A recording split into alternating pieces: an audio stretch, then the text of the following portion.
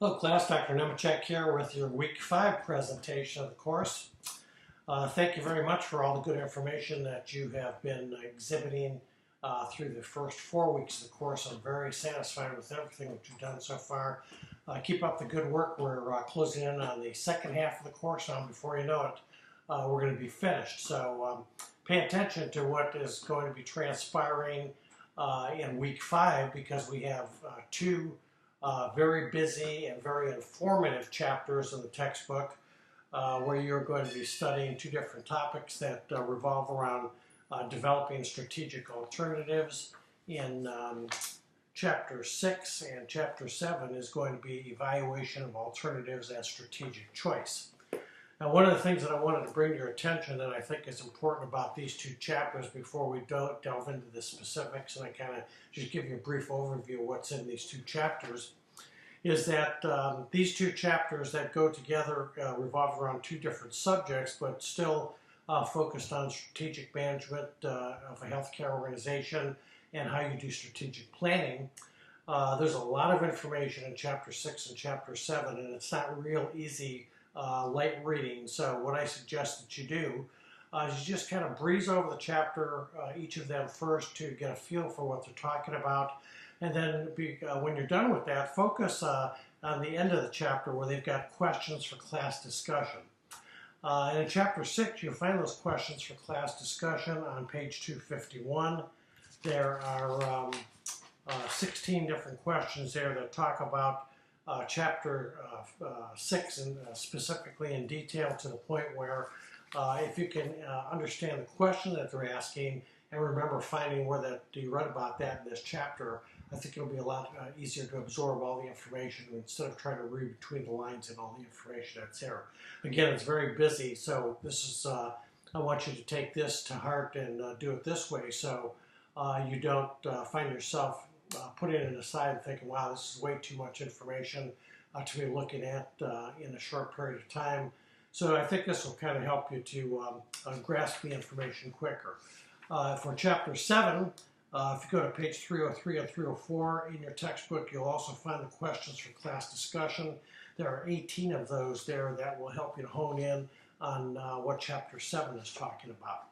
So let's take a real quick look at first what Chapter 6 is. Again, developing strategic alternatives. There are a total of 8 learning objectives that your authors want you to become familiar with.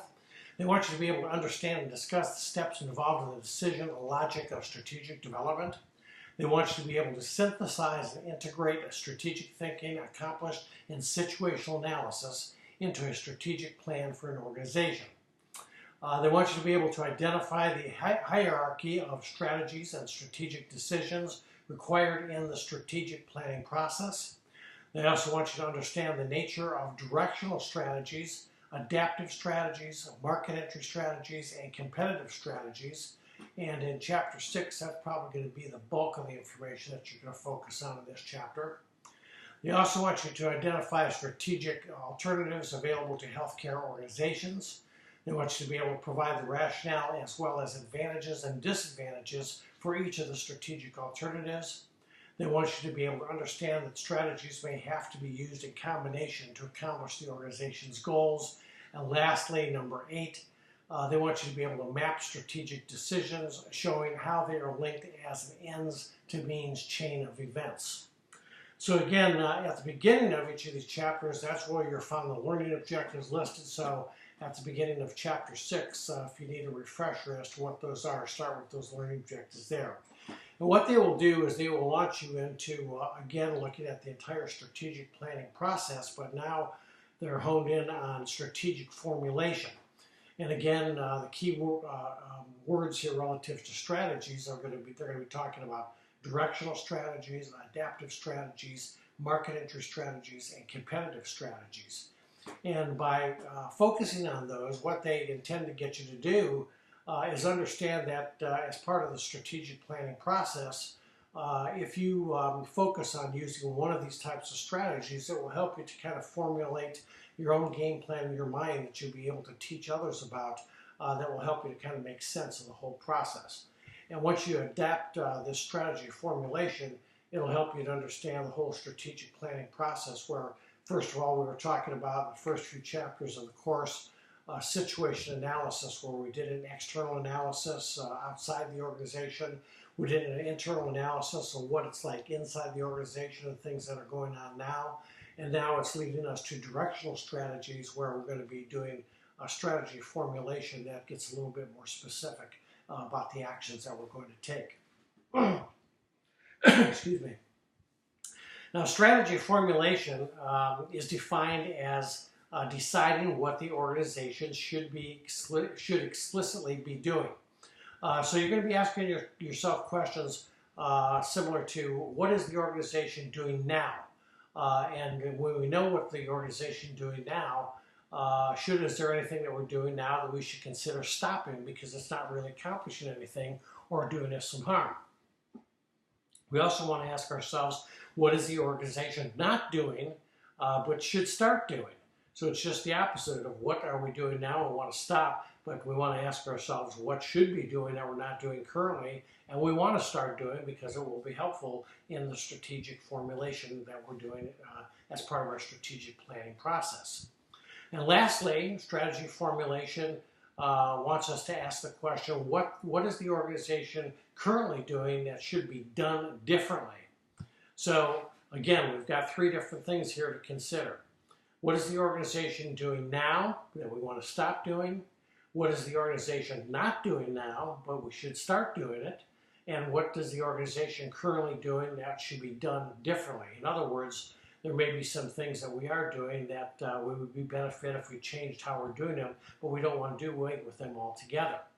So those are the kinds of things that you're going to be looking at. And essentially, what your authors are trying to get you to understand is that we're going to be going through a strategic process whereby we are linking today and tomorrow by doing a profile of what is happening in the organization today.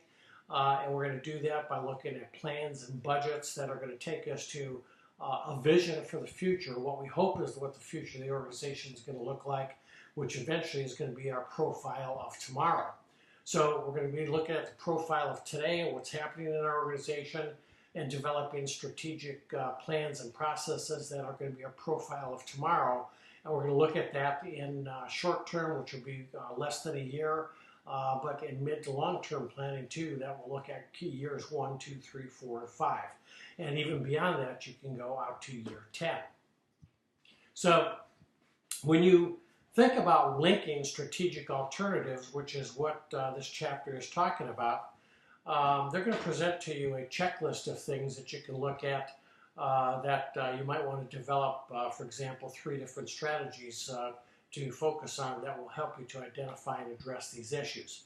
The checklist will consist of things like, is there an external issue that we've identified that needs to be addressed? And if so, what 3 strategies will help us to either take those and make them beneficial or do away with them and so they don't do any harm? You know, that's the type of approach we're looking at in linking strategic alternatives. On that checklist, we also might ask ourselves, are there any competitive advantages or fixes or competitive disadvantages that we can draw upon? So as we're developing our checklist of things to do that help us to link strategic alternatives, we want to develop, for example, 3 strategies that ask, can answer the questions, are there competitive advantages or disadvantages that we should be looking at that will help us with the strategic planning process.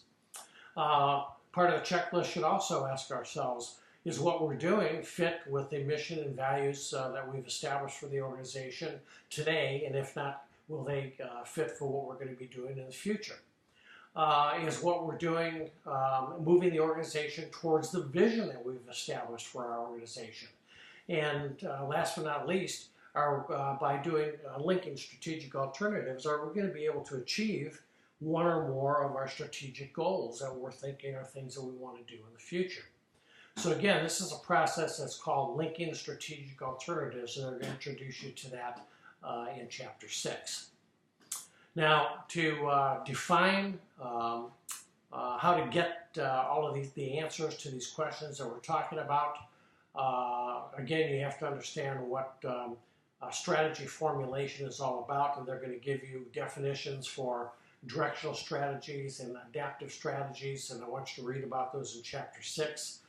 Directional strategies are defined as the broadest strategies that set the fundamental direction of the organization by establishing a mission for the organization. In other words, we're going to ask ourselves, who are we? What should we be doing? And these directional strategies should help us to specify the organization's values and strategic goals. That's how you develop a strategy formulation. Adaptive strategies, which is the second of the strategies that they'll be introducing you to, will be defined as the strategies that are more specific than directional strategies. The directional ones are going to be more broad, but the adaptive strategy are going to be more specific and provide us with the primary methods for achieving the vision or adapting to the environment that we know that we're working within. These strategies will help us to determine the scope of the organization and specify how the organization will expand its scope, reduce scope, or maintain the scope, depending on our findings as we develop our strategy formulation. The third and fourth ones are market entry strategies and competitive strategies. Again, I told you those are going to be the focuses of this chapter. The definition of market entry strategies, these are strategies that provide the method of carrying out the adaptive strategies. This is an expansion of scope and the maintenance of scope strategies through purchase, cooperation, or internal development. Market entry strategies, which is the third one we're talking about, are not used for reduction of scope strategies.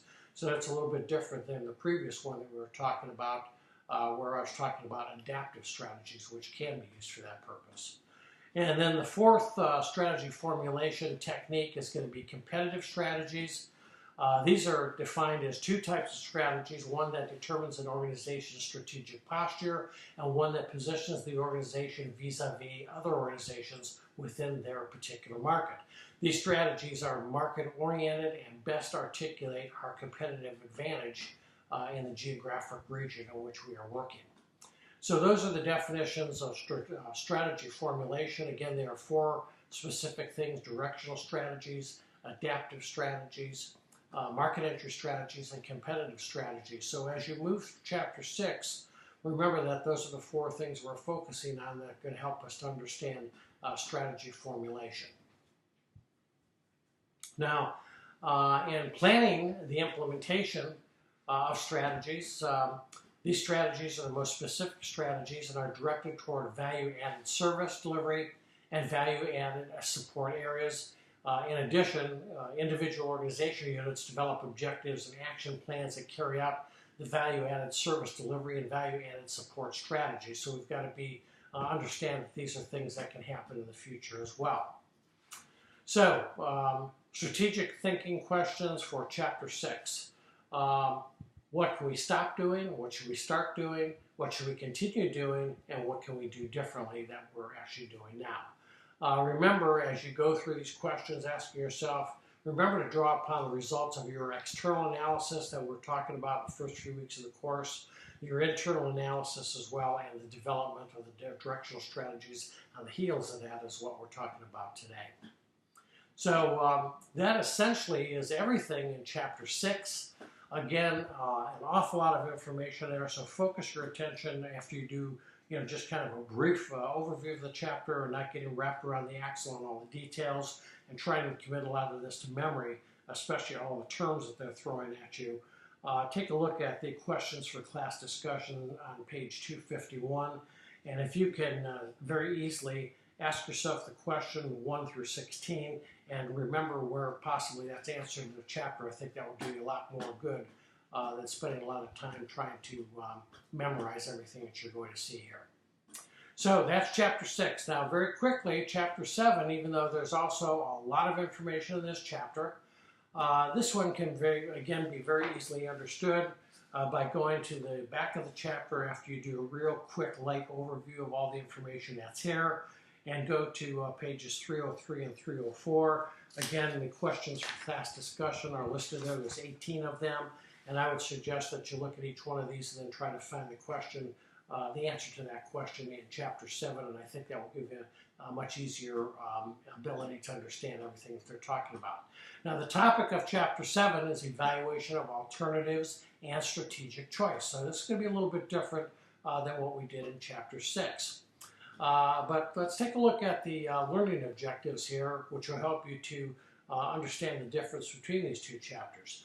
The authors want you to be able to understand the rationale underlying the various strategic thinking maps that are used to evaluate strategic alternatives. And that is going to be the focus of this chapter, is teaching you how to develop and understand a strategic thinking map. They want you to be able to discuss, evaluate, and select appropriate adaptive strategic alternatives for your healthcare organization. They want you to be able to discuss, evaluate, and select appropriate market interest strategic alternatives. They want you to be able to discuss, evaluate, and select appropriate strategic posture and generic positioning alternatives. They want you to be able to determine whether selected strategies are consistent, coordinated, and fit the situation. And the last learning objectives, they want you to be able to understand the role of the service delivery and support strategies that your organization is currently using to helping to run the organization. Now, they're going to show you a very busy example of a strategic thinking map, which essentially is going to lay out for you in this chapter a hierarchy of strategic directions and alternatives. And it's going to have all kinds of information on here in a bunch of different columns, 5 of them in total, where on the left side of the chart you're going to be listing your directional strategies. And under there, you're going to be talking about mission, vision, values, and goals, things that we've talked about in previous weeks. And they're going to move you to the next column in this thinking map, which is going to talk about your adaptive strategies first, which is going to be talking about expansion of scope, the things that you're doing, contraction of scope, and maintenance of scope. And they're going to give you all different types of choices here of things to kind of fill in the blanks that will help you understand what adaptive strategies are and how you deal with the scope of your strategic decisions and alternatives, because that's what you're trying to put on paper and reduce and understand all the details that go into a strategic thinking map. The next column is going to go to your market entry strategies. It's going to do the same thing. It's going to be talking specifically about things that are happening within the organization relative to purchasing. How do you do your purchasing? How do you buy things? How do you license things? How do you invest in venture capital? They're going to be talking about other cooperations that you might be involved in as an organization that have to do with mergers, alliances, and joint ventures. And last but not least, under market entry strategies, I'm going to be talking about internal development and internal ventures. In other words, developing market entry strategies for your organization that will help you to proceed into the future. The third column is going to be your competitive strategies. They're going to talk about the organization's strategic posture, positioning for your market, and market segments. So we're going to be specifically getting into who is our customer base, why are we going after them, and the benefits that we're going to achieve for our organization by putting them down and understanding what their market position is versus ours, what segment of the market they are going after versus what we're going after. We're going to focus on cost, leadership, differentiation relative to market segments that exist, stuff like that. And then the last column in the strategic thinking map that you're going to again be putting down on paper, your thoughts as they apply to service delivery. In other words, the things that we are delivering to our customer base, our patients. We are delivering services at a point called pre-service, point of service, and after service. In other words, before we deliver healthcare services, what are we doing before that happens? What are we doing at the point of service where that actually is occurring and they are accessing our healthcare services? And then after that happens, what do we do after that to follow up on it to make sure that we were successful? Again, this comes under the concept of implementation strategies. And then we're going to talk about support. What kind of culture does the organization have to support this implementation? What is the structure of our organization, and what are the strategic resources that we have available to help implement such strategies? And then last but not least, unit action plans. This last implementation strategy concept and column in the strategic thinking map is going to help us to establish objectives, actions, timelines, and responsibilities, actually putting into play what it is that we have determined are going to be all the things that help us to develop strategic decisions and alternatives. Ooh, excuse me. So, as you conclude Chapter 7, and that's what this is going to be about, it's going to be strategic thinking maps. You're going to be looking at some terms there that you want to just kind of lightly grasp onto and see how they fit into this particular chapter.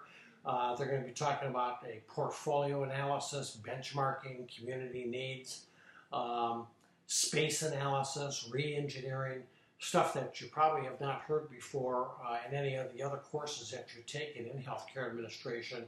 And again, relative to what we're talking about in strategic planning, the terms in Chapter 7 are some that I would like to spend some time on because they're quite unique, and they, even if you have studied healthcare administration before or any other business type previous to coming into this course, these are terms that I think are going to be relatively unique to the healthcare industry and may be foreign to you, so I would like you to embrace them and try to spend a little time understanding what the terms are and committing a little bit of that to memory for the future, for your future use as a healthcare administrator.